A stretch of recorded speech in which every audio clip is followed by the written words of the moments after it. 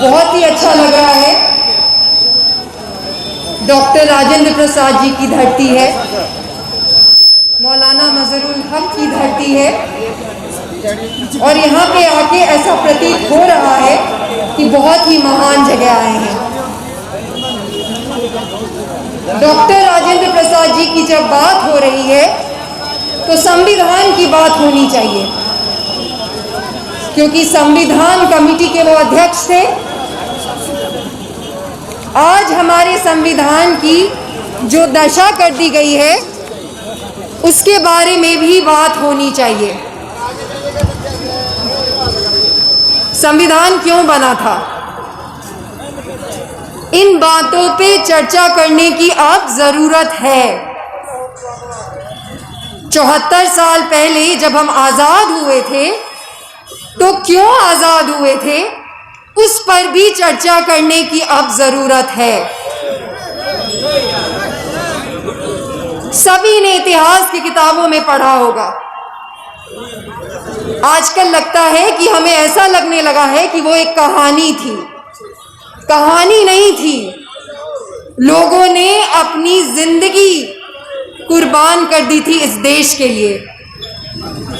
और क्यों कुर्बान की थी, कागज पे लिखाने के लिए कि लोकतंत्र है, नहीं, इसीलिए कुर्बान की थी कि एक खास मानसिकता के लोग हमारे कर लेकर हमसे वो पैसा चुरा रहे थे, कोठियों में बैठा करते थे और एक हुकूमत की मानसिकता से शासन करते थे। आज यहाँ पे उपस्थित सभी लोगों से पूछना चाहूंगी, क्या आज हम आजाद हैं? उस वक्त के उस हुकूमत में और आज के हुकूमत में क्या फर्क है? कोई फर्क नहीं है। वो आजादी हमें इस वजह से मिली थी ताकि यहाँ पे आप लोग जितने भी खड़े हैं सबके पास कम से कम नौकरी होनी चाहिए थी। क्या नौकरी है? आजकल ये लोग नया नया कहना शुरू किए हैं, जब चुनाव आता है तो बहुत सारी चीजें होती हैं, और इस बार तो चुनाव में एक पढ़ी लिखी पार्टी आ गई है, तो जो भी पढ़ी लिखी पार्टी करती है उसको ये कॉपी करते हैं। खुद से कुछ करने के लिए तो दिमाग चाहिए, वो तो इनके पास है नहीं, माफ करिएगा। तो कहने लगे हैं बेरोजगारी हटाओ। जिनकी वजह से बेरोजगारी है वही लोग अब बेरोजगारी हटाने की बातें करने लगे हैं। मैं कहती हूं कि नौकरी दिलाओ, यही नारा है प्लूरल्स का, नौकरी दिलाओ। और गौर करने वाली बात यह है कि जिनको खुद ही नहीं नौकरी मिलेगी वो आपको क्या नौकरी देंगे?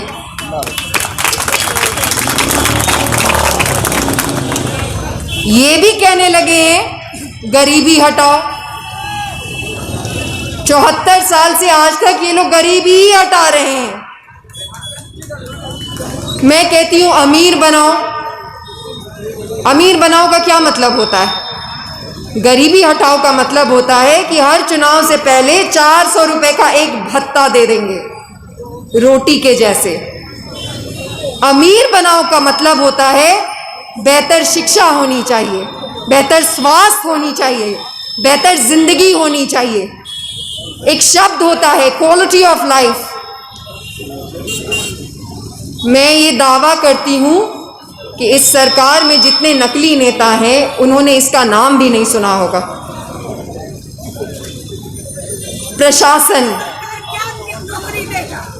प्रशासन की बात करते हैं। कल हम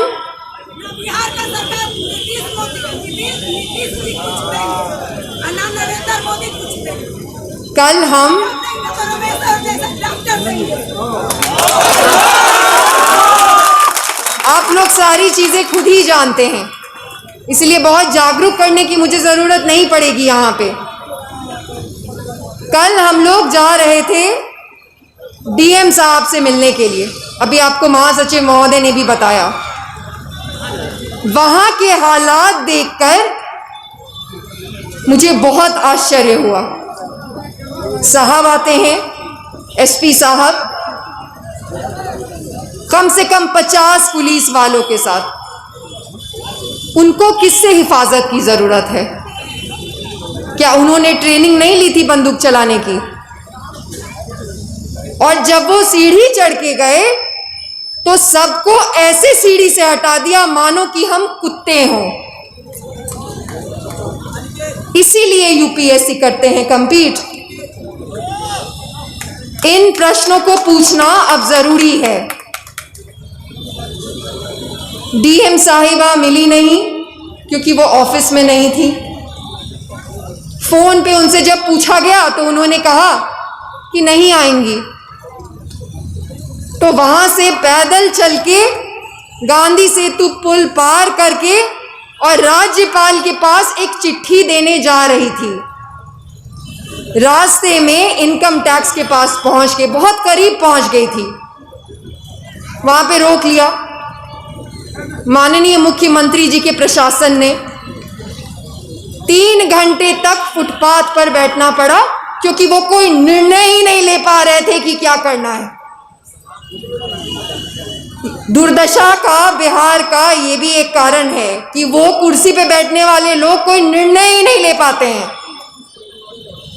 और फिर वहां पे उन्हें कहा कि हमारा अधिकार है, आप हमें वहां तक जाने दें। तो उन्होंने कहा कि हम आपको नहीं जाने देंगे, अरेस्ट करके थाने ले गए। फिर वहां पे क्या हुआ नहीं हुआ वो रहने देते हैं। अंत में हमसे कहा हमें नहीं जाने दिया। डॉक्टर राजेंद्र प्रसाद जी के स्टैच्यू तक नहीं जाने दिया। हमने कहा वो स्टैच्यू तो हमारा है। उन्होंने कहा प्रोटोकॉल है, प्रोहिबिटेड एरिया है, आप नहीं जा सकते। रास्ता कब से प्रोहिबिटेड हो गया है? और अंत में जब उन्हें लगा कि हम भी तो जिद्दी हैं तो शायद निकल के चले जाएं, तो उन्होंने कहा हमें आदेश है कि हम आपको हिफाजत से घर पहुंचाएंगे। हमें हमारे कार्यकर्ताओं से बात नहीं करने दिया जो बाहर में खड़े थे। मीडिया भी कर्मी भी बहुत सारे थे, कुछ जो दिल्ली से आए थे और कुछ जो फ्री इंडिपेंडेंट मीडिया है। पटना की प्रिंट मीडिया तो नहीं आई नजर। खैर, हिफाजत से फिर उन्होंने हमें घर पहुंचाया। हिफाजत की जरूरत तो 10 तारीख के बाद अब इन लोगों को पड़ेगी, क्योंकि सारे फाइल मैं खुलवाऊंगी। पिछले 30 साल के सारे फाइल खुलेंगे। हमने इस वजह से आजादी नहीं पाई थी। कहा था ना डॉक्टर राजेंद्र प्रसाद जी ने कि संविधान कितना भी महान हो, चलाने वाले पर निर्भर करेगा कि वो कैसे चलाता है। और इन्होंने लोकतंत्र की धज्जी उड़ा के रख दी है। मैं नहीं चाहती कि सिवान किसी और वजह से जाना जाए। सिवान डॉक्टर राजेंद्र प्रसाद जी का सिवान है, तो पढ़े लिखे लोगों की वजह से ही जाना चाहिए। बहुत लोग मुझे ये भी कहते हैं कि आपकी हर बात से सहमत हैं, आपके समर्थक हैं, लेकिन मोदी जी को बहुत पसंद करते हैं। मोदी जी नहीं आएंगे सीएम बनने। प्लूरल्स पार्टी के अलावा अगर आपने किसी को भी चुना तो यही 2 लोग आएंगे, नीतीश जी और लालू जी के सुपुत्र, जिनको तो आना भी नहीं चाहिए। क्या हमारे बिहार में पढ़े लिखे लोग नहीं हैं? है ना पढ़े लिखे लोग? तो फिर 9वीं फेल इंसान को मुख्यमंत्री बनाएंगे।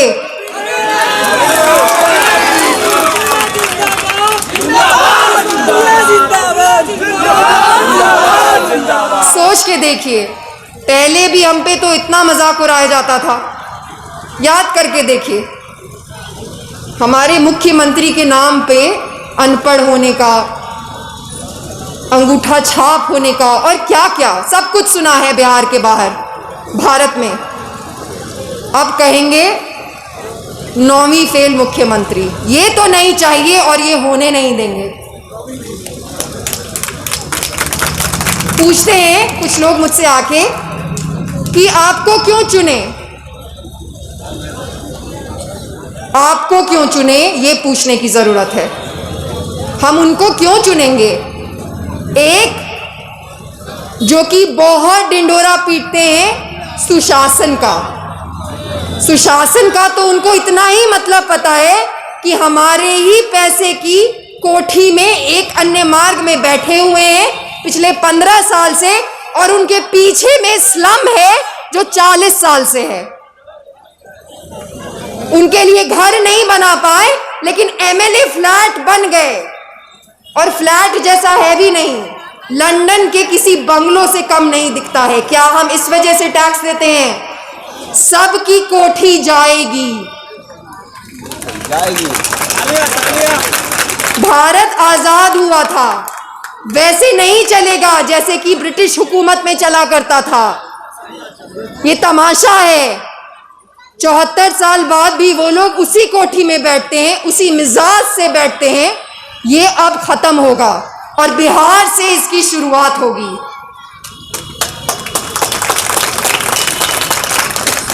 बहुत सारी ऐसी चीजें हैं जिसकी हमें आदत हो गई है, बहुत सारी चीजें। बहुत लोग मुझे आके ये भी कहते हैं कि हम आपको क्यों चुने, क्योंकि आप युवा हैं। फिर नाम लेते हैं, तेजस्वी जी भी युवा हैं, चिराग जी भी युवा हैं, और ऐसे कई और जितने सारे युवा लोग हैं उनका।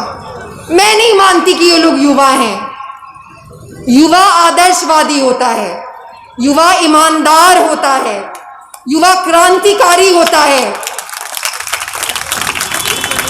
बुढ़े मानसिकता वाले लोग युवा नहीं होते, चाहे उनकी कोई भी उम्र हो। पिताजी के नाम पर वोट मांगने वाले लोग युवा नहीं होते।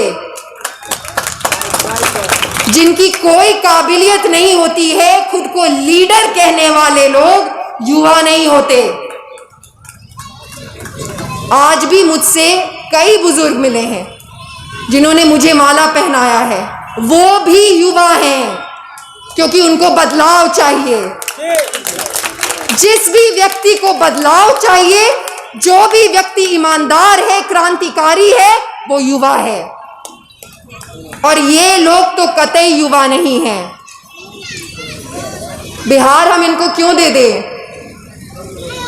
तेजस्वी जी को और नीतीश जी को बिहार क्यों दे दे? नीतीश जी के सुशासन को 15 साल देखा है, क्या विकास हुआ है? मैंने सिर्फ यही सुना है, सड़कें हैं, सड़कें हैं। सड़कें तो कैसी हैं वो मैं भी देखती हूँ। 15 साल से ये सड़कें की ही चर्चा कर रहे हैं। हमने सड़क बनाया, बिजली लाया, सड़क बनाया, बिजली लाया। कम से कम वो तो 100% सही तरीके से कर लेते। 45 विभाग हैं सरकार में, सिर्फ 2 ही विभाग नहीं है। उन विभागों का क्या जिनसे हमारी जिंदगी प्रभावित होती है, उन विभागों का क्या? बिहार की शिक्षा व्यवस्था जब तक ऐसी रहेगी, मैं यहां पे खड़े होकर आज बोल रही हूं, बिहार का कभी विकास नहीं होगा, कभी नहीं। शिक्षा व्यवस्था और विकास दोनों एक दूसरे से जुड़ा हुआ है। कोई भविष्य नहीं होगा जब तक हमारे भविष्य की इज्जत नहीं होगी। जब तक हमारे बच्चों को स्कूल जाके देखिए, सरकारी प्राइमरी स्कूल जाके देखिए, हर जगह जाति व्यवस्था है। स्कूल्स में भी जाति व्यवस्था है। जाति व्यवस्था एक मानसिकता है। पार्टी में भी जाति व्यवस्था है। नई पार्टी, पुरानी पार्टी, बाहुबल वाली पार्टी, कम बाहुबल वाली पार्टी। हमारे लगभग 100 नामांकन इन्होंने रद्द कर दिए। क्या आज तक भारत के इतिहास में किसी ने सुना है कि किसी पार्टी के प्रत्याशी का नामांकन रद्द हो गया हो? मैंने नहीं सुना है। किसी ने यह भी कहा कि आपके नए लोग थे। किसी ने यह भी कहा कि पता नहीं आपने अनपढ़ लोगों को दे दिया और इतना पढ़ा लिखा होने की बातें करते हैं। अनपढ़ लोग होने की वजह से अगर नामांकन रद्द होते तो 99% जो नकली नेता हैं वो कभी चुनाव ही नहीं लड़ पाते। अब आगे बढ़ने का वक्त है।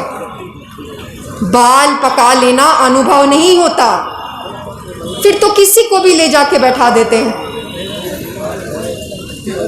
सरकार के लिए नीतियां बनानी आनी चाहिए। इतना आसान नहीं होता, किसी भी राज्य को चलाना इतना आसान नहीं होता। उसके लिए नीतियां बनानी आनी चाहिए और वो सीखना मुश्किल होता है। वो मैंने सीखा है, विकसित देशों के लिए नीतियां बनाई है, इसीलिए कह रही हूं। एक भी रुपए का गलत इस्तेमाल नहीं हो, ये ध्यान रखा जाता है। ऐसे ही राजा महाराजा के जैसे उठ के नहीं कह देते सवेरे सवेरे कि अब एक काम करिए, पटना में सिर्फ फ्लाईओवर बनाइए और बनाते जाइए बनाते जाइए, सिर्फ कंस्ट्रक्शन के काम करिए और चुनाव तक में सबको खत्म कर दीजिए। मैं क्या कह रही हूं सबको समझ में आ ही रहा होगा। कोरोना खत्म हो गया है, नहीं हुआ है ना, फिर ये चुनाव कराना क्यों जरूरी था? चुनाव के पहले तक कोरोना था। जब इनको चुनाव का प्रचार करने का दिन नजदीक आया तो फिर सब कुछ खत्म हो गया। वॉक ओवर चाहिए। इन सबको पता है कि अगर प्लूरल्स की सरकार वहां पे आ गई तो इनका जो ये राजनीति के नाम पे धंधा चल रहा है वो हमेशा के लिए खत्म हो जाएगा। क्योंकि अगर हम कुछ नहीं भी करें, ये भी बता देती हूं, लोग कहते हैं ना कि आप करेंगे कि नहीं करेंगे, प्लूरल्स पार्टी कुछ करेगी या नहीं करेगी उसका 50% संभावना है। कर भी सकती है, नहीं भी कर सकती, लेकिन ये दोनों तो कुछ नहीं करेंगे उसका 100% संभावना है। और अगर हम सिर्फ वहां पे बैठ भी गए ना तो भी बिहार का विकास हो जाएगा, क्योंकि ये लोग तो वैसे भी कोई काम नहीं करते। बिहार को पूरे तरीके से बदलने की जरूरत है और वही करने आई हूं मैं। राजनीति का जो स्तर इतना गिर गया है, हर चीज का स्तर गिर गया है।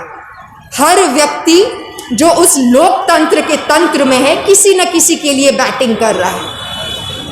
कोई किसी की तरफ है, कोई किसी और की तरफ है। किसी का नाम ले लीजिए तो उसको लगता है कि अच्छा ये उनकी तरफ है। 100 बार पूछा है अब राइट है कि लेफ्ट है, 100 बार कह चुकी हूं। प्लूरल्स नाम है पार्टी का। प्लूरल्स का मतलब ही होता है कि हर जाति और हर धर्म के लोग एक साथ शासन करें, और यही बिहार चाहिए मुझे। ये लड़ लड़ के किसी का भला नहीं हुआ है, सिर्फ इन नेताओं का भला हुआ है। अभी आप किसके बगल में खड़े हैं, क्या उससे पूछे हैं कि आपकी जाति क्या और धर्म क्या है? ये लोग जाति के नाम पे जाके वोट ले आते हैं। मैं पूरा बिहार घूम चुकी हूं, वापस कभी नहीं जाते। सबकी हालत एक जैसी है, सबकी हालत खराब है। ये मौका है। बहुत लोग ये भी कहते हैं अभी तो आप नया नया आए हैं, 5 साल देखेंगे, 5 साल और संघर्ष करिए। 5 साल और संघर्ष करना है, 5 साल और नौकरी नहीं चाहिए। आप हमें थोड़े ही संघर्ष कराएंगे। आप तो ये कह रहे हैं कि हम 5 साल और जिंदगी बर्बाद करते हैं, आपको उसके बाद देखेंगे। चुनना होता है एक दिन। आपके अंदर का जो बुद्धिमान व्यक्ति है, आज उससे मैं ये अपील कर रही हूं। एक दिन ही जाना होगा, एक बटन दबाना होगा। सबको देख चुके हैं। फल भी खरीदने जाते हैं तो समझदारी से खरीदते हैं, यहां तो अपनी जिंदगी किसी के हाथ में दे रहे हैं। इस बार समझदारी से काम लेना है। एक इतना शिक्षित व्यक्ति डॉक्टर साहब जो आपके बीच में खड़े, बहुत किस्मत से हुआ है कि ये आए और लड़ रहे हैं। ये भी कह दूं, जिस तरीके के नेता हैं जिनको मैं नकली नेता कहती हूं, ये जिस तरीके के व्यक्ति हैं, आएगा भी नहीं कोई राजनीति में। कौन आएगा? उन्हें तो देख के ही मुझे लग जाता है कि इन लोगों से कुछ नहीं होने वाला। तमाशा बना के रख दिया है राजनीति को। हम इसीलिए आए हैं कि हर साल आपको 8 लाख सरकारी नौकरी और 80 लाख प्राइवेट जॉब्स ला के दे, और हमें देना आता है। ये भी कहने लगे हैं नया नया 10 लाख नौकरी देंगे पहले कैबिनेट में। पहला कैबिनेट तो उनका है भी नहीं। पिछले साल इन लोगों ने साथ में ही सरकार बनाई थी महागठबंधन की, याद है ना सबको? 1.25 साल से भी ज्यादा बैठे थे उप मुख्यमंत्री बनके, वो भी दुर्भाग्य था बिहार का। ये उप मुख्यमंत्री बन गए, बताइए। और हर मंगलवार को 1.25 साल से भी ज्यादा कैबिनेट में बैठे, 3 विभाग उनके पास था, अपने विभाग तक में एक भी नौकरी नहीं निकाली। तो अब उनका क्या परिवर्तन हो गया है रातों रात? अब दुनिया भर की काबिलियत उनमें आ गई है और नियत भी अच्छी हो गई है। माननीय मुख्यमंत्री जी उद्योग की बात करते हैं, सिवान की बात करते हैं। सिवान में चीनी मिलों का जाल हुआ करता था, याद है ना सबको? अभी भी एक सूता मिल है जहां हम गए भी थे पिछले बार, जहां पे वो कहते हैं कि हर बार जब वो आते हैं तो हम उसके सामने लेट जाते हैं कि हम नहीं करने देंगे कुछ भी। रातों रात पटना से ही इनॉग्रेशन करा लिया, बटन दबा के कॉलेज का बोर्ड लगा दिया, और कहते हैं कि यहां तो उद्योग लग ही नहीं सकता क्योंकि यहां पे समुद्र नहीं है। इससे ज्यादा बेतुकी बात मैंने पूरी दुनिया में आज तक नहीं सुनी। क्या 30 साल पहले बिहार में समुद्र हुआ करते थे? उनके उप मुख्यमंत्री कहते हैं कि हमारे पास तो जमीन ही नहीं है। वो जो सूता मिले तो फिर वो क्या है? जमीन ही जमीन है। युवा, इतनी सारी चीजें मैंने आपको कही युवा होने पे। हेलीकॉप्टर, इनका हेलीकॉप्टर देखते हैं ना, उतरता है हर जगह, उतरते हैं, भाषण देते हैं और उड़ जाते हैं। यही है इनका मॉडल, सुशासन का यही मॉडल है। इससे कोई विकास नहीं होगा। लोगों के बीच जब तक प्रतिनिधि नहीं रहेगा, उसी सड़कों से नहीं जाएगा जिस सड़क से आप चलते हैं, तो बाकी सारी बातें सिर्फ तमाशा और बेतुकी बातें हैं। दूसरा प्रश्न ये पूछने की जरूरत है कि हेलीकॉप्टर उड़ाने के लिए पैसा कहां से आता है? कौन पूछेगा? कौन पूछेगा? जनता पूछेगी। जनता को पूछने की जरूरत है क्योंकि वो आपका पैसा है। आप टैक्स का पैसा इनको पालने के लिए नहीं देते। सबको पता है, यहाँ पे आप लोग जितने लोग खड़े हैं सब जानते हैं कि ये लोग भ्रष्ट हैं, ये लोग चोर हैं। इन्होंने सिर्फ पैसा चुराया है और वहां पे बैठ के तमाशा किया है। मुझे कहने की जरूरत नहीं होनी चाहिए। जितना गंभीरता से मैं इस चीज को ले रही हूं, उतना गंभीरता से आप लोगों को इस चीज को लेने की अब जरूरत है। हंसी वाली बात नहीं है,